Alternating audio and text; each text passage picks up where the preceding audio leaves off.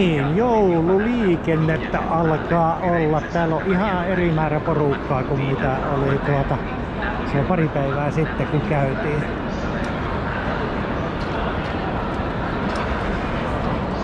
On ruuhkaa ja kuhinaa.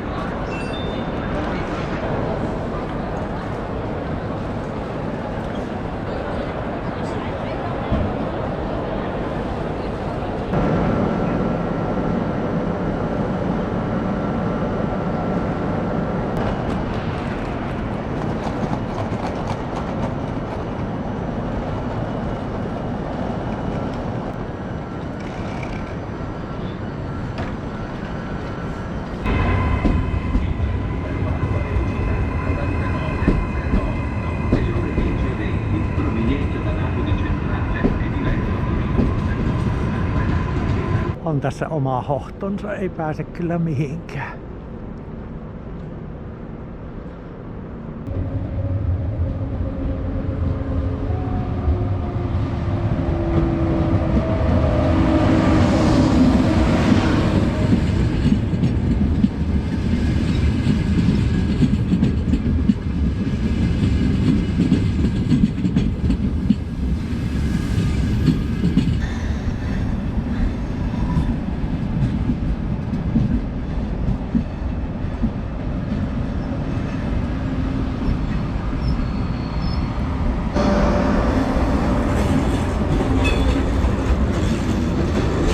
Näitä junia kyllä täältä lähtee ja tulee melkoisella frekvenssillä.